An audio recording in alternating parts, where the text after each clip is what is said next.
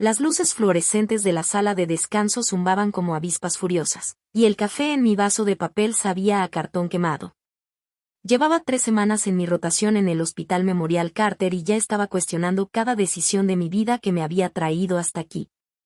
Mi abuela siempre había tenido un gusto exagerado por el drama, pero enviarme encubierta al hospital de mi propia familia, eso era otro nivel de teatro, incluso para ella. Mi gafete decía Emma Bennett, médica residente. Bennett era el apellido de soltera de mi madre, un detalle en el que mi abuela insistió cuando ideó todo este plan ridículo. Si necesitas ver cómo tratan a los don nadie, cariño, me dijo una tarde mientras tomábamos té en su penthouse, con las manos temblándole ligeramente alrededor de la taza de porcelana. Antes de dejarte este hospital, necesito saber qué clase de cultura han construido mientras he estado enferma. Y así terminé aquí, 6 semanas después, cubriendo turnos dobles en el área de cardiología y fingiendo que no era dueña de la máquina de café que en ese momento escupía lodo dentro de mi vaso. Estaba enjuagando el vaso en el fregadero cuando mi mejor amigo, David Chen, entró al cuarto. Sus pijamas médicas estaban arrugadas y tenía la mirada vacía. Era uno de los enfermeros más experimentados del piso, de 31 años, con esa clase de competencia silenciosa que solo notas cuando todo se está derrumbando. Y viendo su cara, claramente así era. ¿Noche difícil?, pregunté, aunque ya conocía la respuesta. Se dejó caer en una silla de plástico y se cubrió los ojos con las manos. La fiebre de Sophie volvió a subir. Mi mamá tuvo que llevarla otra vez a urgencias a las 2 de la mañana. Sophie era su hermana de 9 años y tenía leucemia mieloide aguda. David había sido su tutor legal desde que su padre los abandonó 2 años atrás, mientras su mamá trabajaba en 3 empleos de limpieza solo para mantener las luces encendidas. La aseguradora sigue retrasando el trasplante de médula ósea, continuó. Dicen que todavía no está lo suficientemente enferma, pero sus estudios son terribles. Los doctores del hospital del condado creen que quizá le quedan 6 meses, tal vez menos. Sentí un nudo en el pecho que no tenía nada que ver con el mal café. Quería decirle la verdad en ese mismo instante. Quería tomarlo de los hombros y decirle, no te preocupes, yo puedo arreglar esto. Puedo pagar todo. Pero le había prometido a mi abuela 6 meses de silencio. Y además había algo más profundo que me carcomía por dentro. Necesitaba saber si David seguiría siendo mi amigo creyendo que yo no era nadie. Necesitaba descubrir si alguien en este hospital era realmente decente cuando nadie estaba mirando. Lo siento mucho, David, dije en voz baja. ¿Hay algo que pueda hacer? Me dedicó una sonrisa cansada. Ya lo haces, Emma. Eres la única persona en este piso que me trata como si importara. Y eso es suficiente. Se levantó, me apretó el hombro y regresó al área de pacientes. Yo seguía ahí, viéndolo alejarse, cuando la puerta se abrió de golpe y Victoria Black entró en la sala como un frente frío. Victoria tenía 30 años, llevaba un abrigo de diseñador que costaba más de lo que la mayoría de las enfermeras ganaban en un mes, y caminaba con la tranquila seguridad de alguien a quien jamás le habían dicho que no.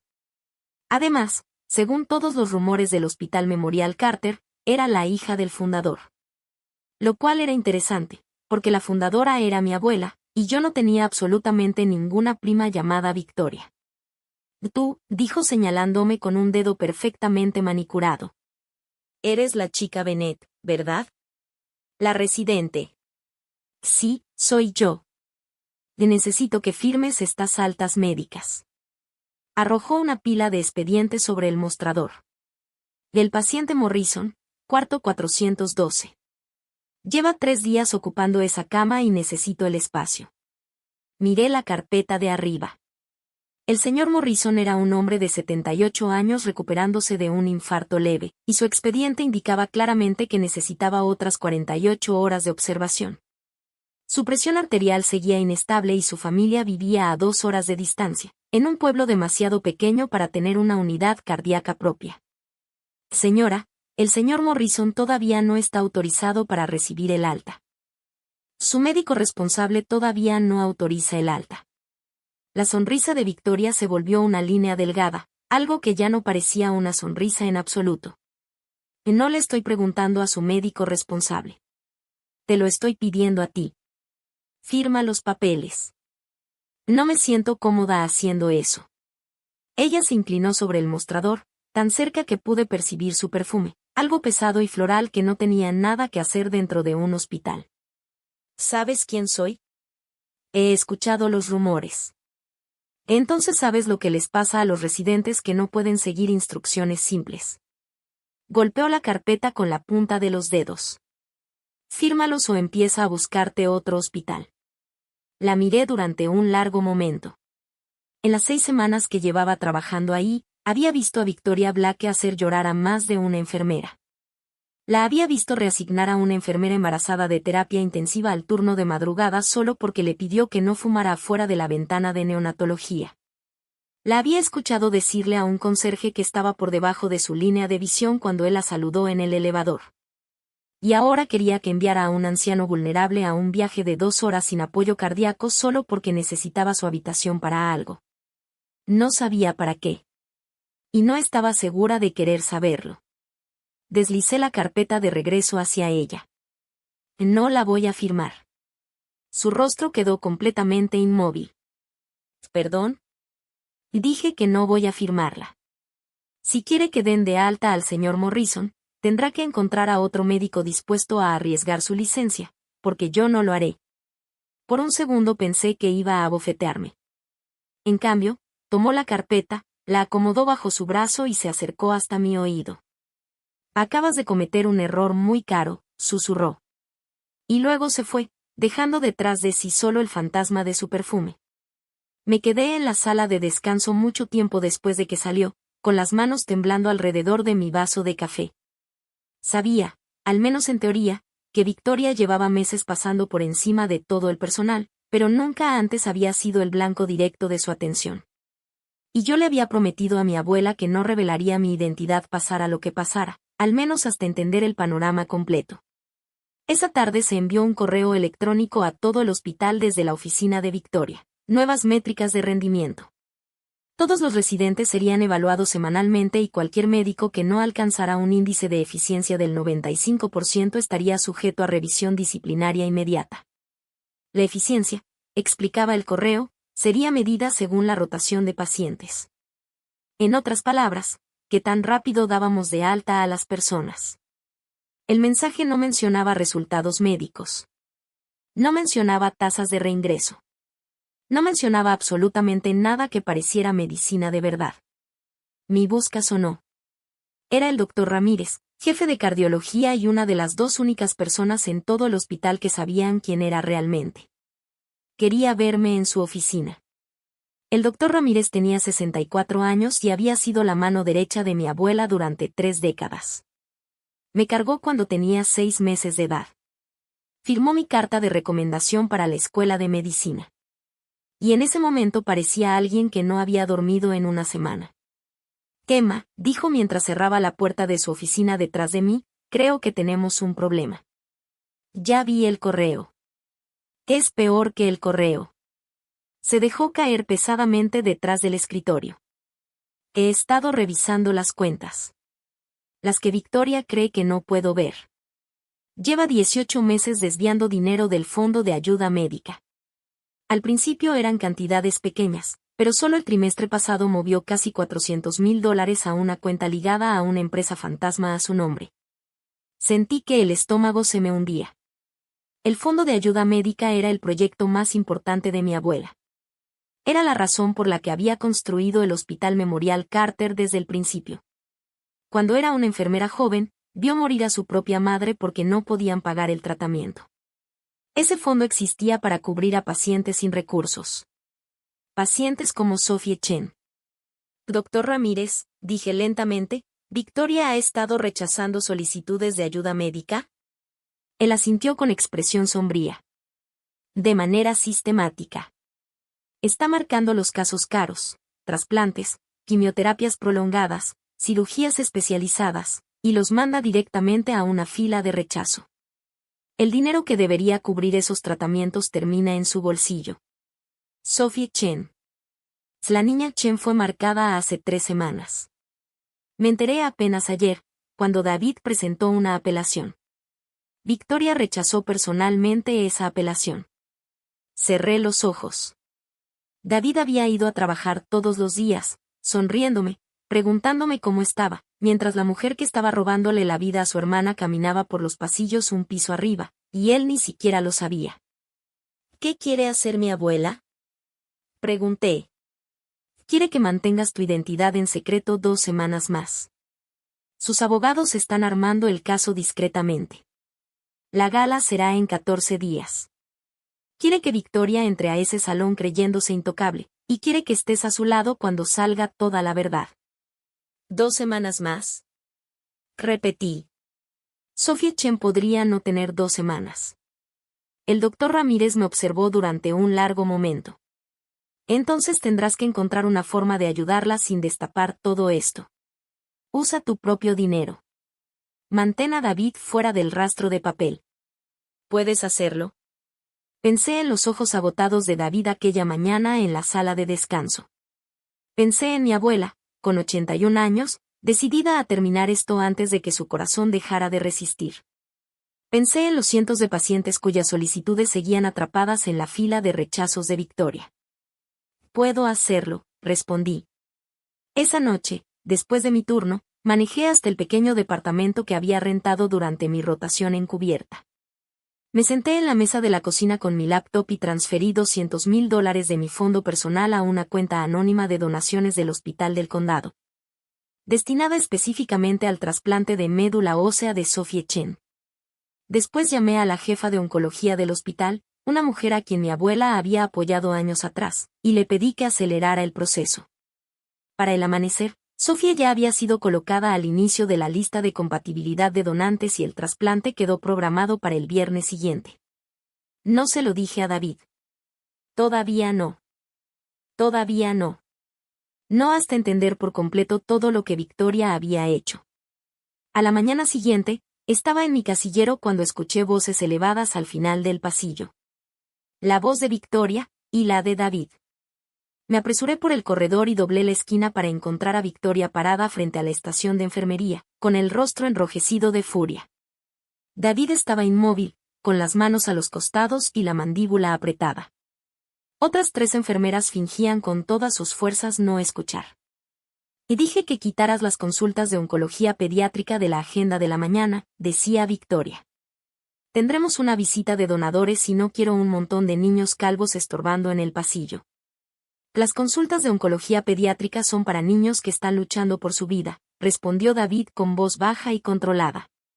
No voy a reprogramarlas solo porque no se ven bien para sus donadores. Las vas a reprogramar porque yo te lo estoy ordenando. No, señora. No lo haré. Victoria dio un paso hacia él y su voz se volvió venenosa. Tu hermana tiene leucemia, ¿verdad? David se puso rígido. Qué pena, dijo Victoria suavemente, que hayan rechazado su solicitud de ayuda médica. Una verdadera tragedia. Espero que hoy no tomes decisiones que puedan afectar tu capacidad para mantenerla. No recuerdo haber decidido avanzar hacia ellos.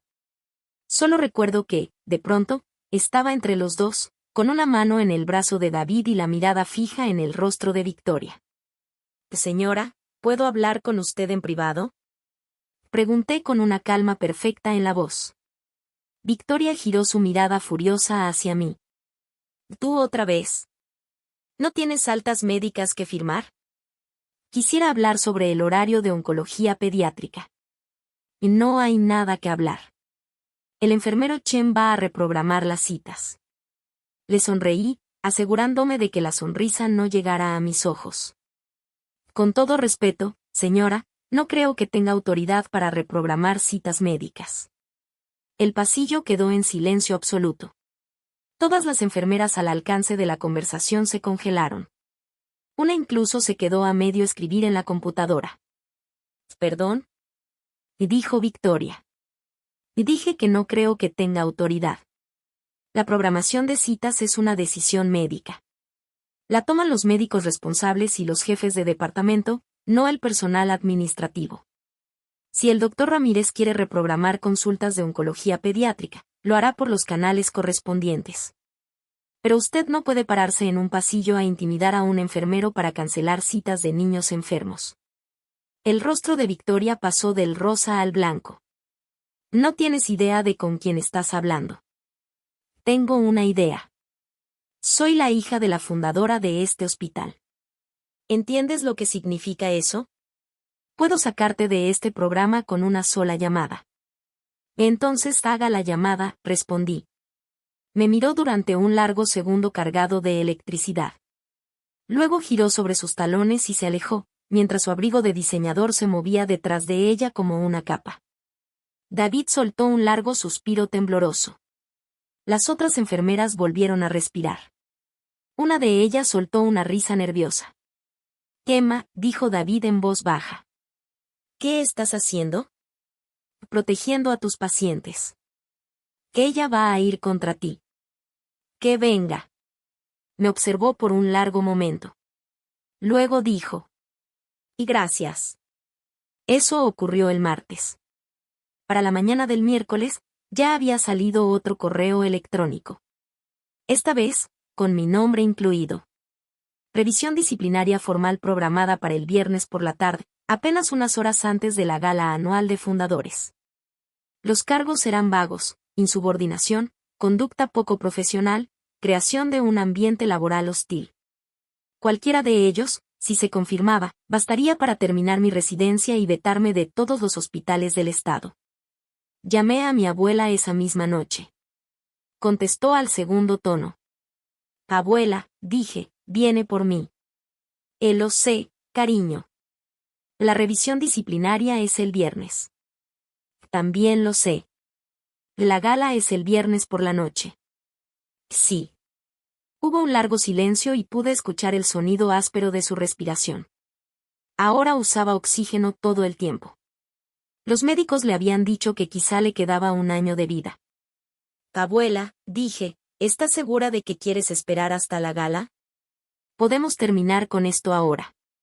Puedo entrar a esa sala de conferencias el viernes y decirles quién soy.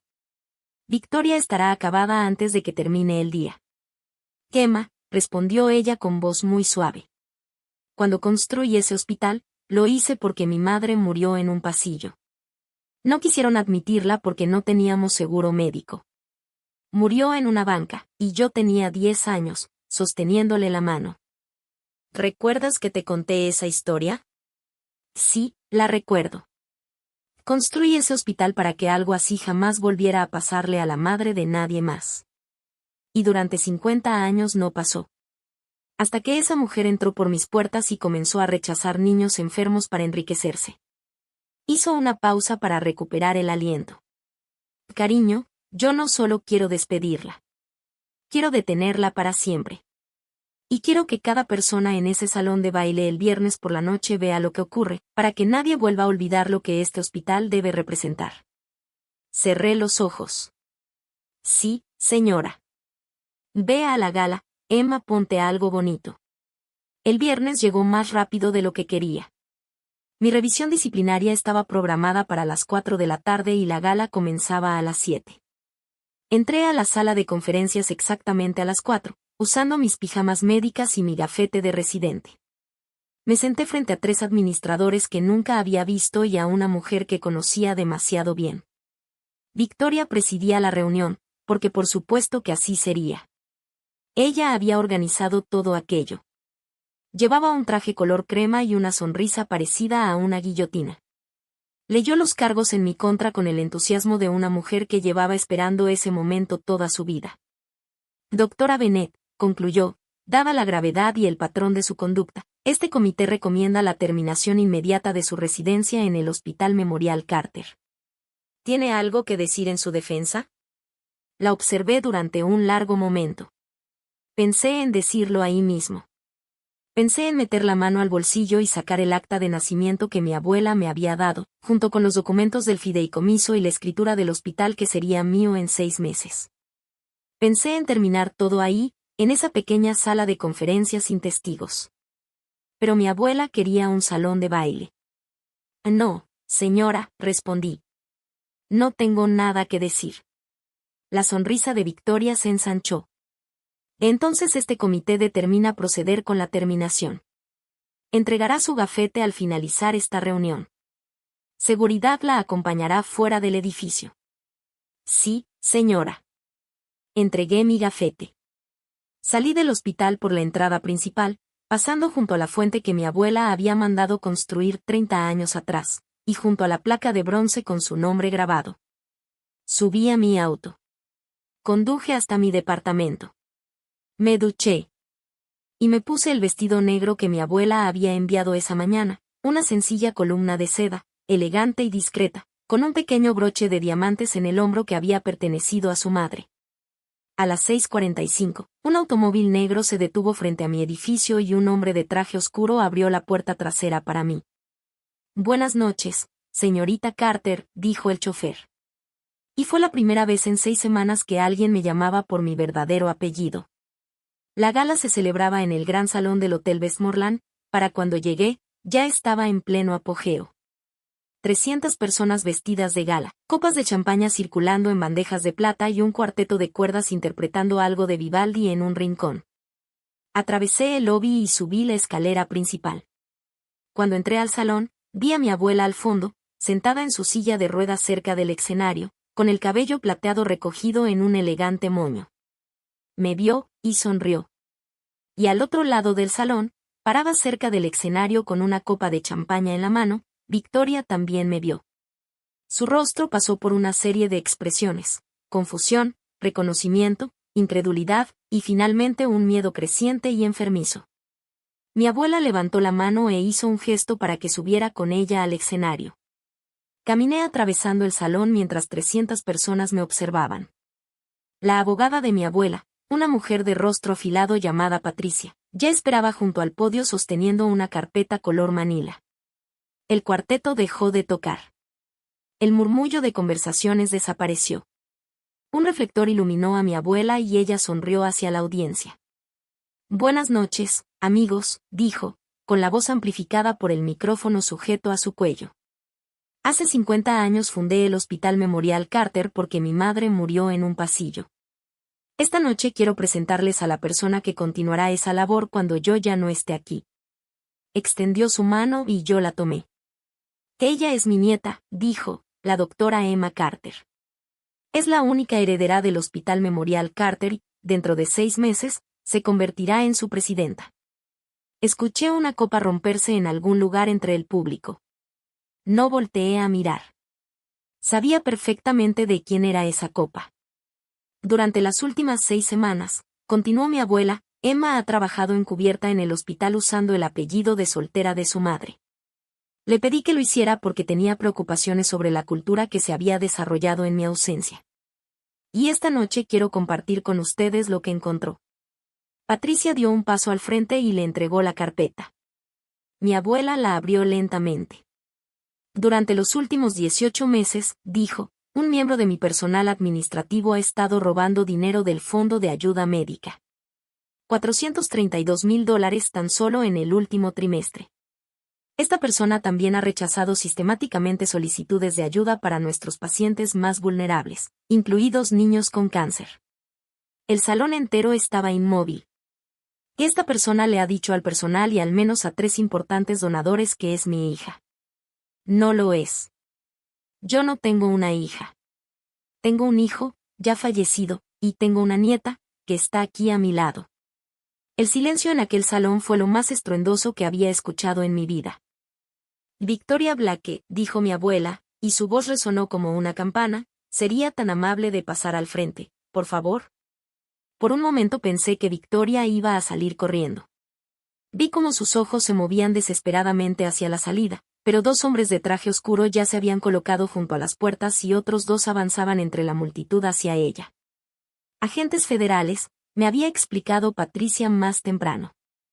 El FBI llevaba 3 semanas investigando en silencio. Victoria no dio un paso al frente. Victoria cayó de rodillas en medio del salón de baile, con su traje color crema extendiéndose a su alrededor, y comenzó a llorar. Los agentes llegaron hasta ella un instante después. Le leyeron los cargos: fraude electrónico, malversación de fondos, robo de identidad y una larga lista de delitos que no alcancé a escuchar por completo. Luego la ayudaron a ponerse de pie y la escoltaron hacia la salida lateral. No me miró al pasar. No miró a nadie. Mi abuela esperó hasta que las puertas se cerraron detrás de ella y luego volvió hacia el micrófono. Les ofrezco una disculpa por la interrupción, dijo suavemente, y les agradezco su paciencia. Por favor, disfruten el resto de la velada. Mi nieta y yo estaremos disponibles más tarde para responder cualquier pregunta. El cuarteto de cuerdas, benditos fueran, retomó la música exactamente donde se había detenido. El salón entero pareció exhalar al mismo tiempo. Yo permanecía junto a mi abuela sobre el escenario, sosteniendo su mano, cuando me di cuenta de que tenía las mejillas mojadas por las lágrimas. Buena chica, susurró ella mientras apretaba mis dedos. Buena chica. Encontré a David una hora después. Estaba cerca del bar sosteniendo un vaso de agua y mirándome como si jamás me hubiera visto antes. El smoking no le quedaba del todo bien. Yo había pedido que se lo enviaran esa misma tarde junto con una nota explicando únicamente que era mi invitado de honor. Y aún así, su rostro seguía pálido por la impresión. Emma, dijo. Yo, no entiendo. Lo sé. Perdón por no habértelo podido decir. Tú eres la heredera. Sí. Y todo este tiempo. Todo este tiempo hemos sido amigos. Fuimos amigos todo este tiempo, respondí en voz baja. Esa parte era real. Todo fue real. Bajó la mirada hacia el vaso que sostenía. El trasplante de Sophie. Lo sé. Levantó la vista lentamente. El donante anónimo del hospital del condado, ¿eras tú? Sí. Dejó el vaso sobre la barra y, por un segundo, pensé que se iba a alejar. Pensé que lo había perdido. Que aunque hubiera tenido razón en todo lo demás, me había equivocado en esto. Entonces extendió los brazos y me abrazó con tanta fuerza que me dejó sin aire. Gracias, susurró contra mi cabello. Gracias, de verdad. Nos quedamos así durante un largo rato, en medio del salón de baile, mientras mi abuela nos observaba desde el otro extremo de la sala con algo muy parecido al orgullo en la mirada. Los meses que siguieron fueron intensos. Victoria se declaró culpable de una docena de cargos federales y fue sentenciada a 8 años en prisión federal. El dinero que había robado fue recuperado y devuelto al Fondo de Ayuda Médica, que mi abuela rebautizó como el Fondo Carter Bennett en honor tanto a su madre como a la mía. Cada paciente cuya solicitud había sido rechazada por Victoria fue contactado personalmente y su atención médica fue restablecida con efecto retroactivo. El trasplante de Sophie Chen fue un éxito total. Para Navidad ya había regresado a la escuela, con el cabello creciendo nuevamente, oscuro y suave. La foto que su mamá me envió de ella actuando en una obra escolar terminó convirtiéndose en el fondo de pantalla de mi teléfono. Tomé oficialmente el cargo de presidenta del Hospital Memorial Carter 6 meses después, exactamente como mi abuela lo había planeado.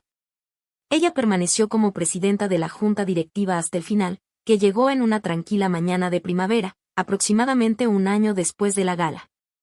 Yo estaba sosteniendo su mano cuando se fue. Apretó mis dedos una última vez y susurró. Eres una buena chica, Emma. Eres una buena doctora. No permitas que nadie olvide para qué existe este hospital. Y no lo he permitido. David Chen es ahora el director de enfermería. Maneja un área estricta, pero también humana, y las enfermeras bajo su mando lo llaman jefe con una mezcla de cariño y respeto que no se puede fingir. Sofía tiene 12 años ahora y viene al hospital una vez al mes para leerles cuentos a los niños del área de oncología pediátrica. La adoran. El mes pasado me dijo que quiere ser doctora cuando crezca. Le respondí que me parecía un plan excelente, y que habría una beca esperándola cuando estuviera lista. Ahora hay una pequeña placa en el lobby del Hospital Memorial Carter, justo debajo de la de mi abuela. No tiene mi nombre. Tiene una frase suya, algo que me dijo la noche de la gala después de que todos se habían ido y solo quedábamos nosotras dos en el salón vacío. La verdadera prueba de un corazón, dice la placa, es lo que hace cuando nadie está mirando. Paso junto a ella camino al trabajo todos los días. Y cada mañana intento estar a la altura de esas palabras.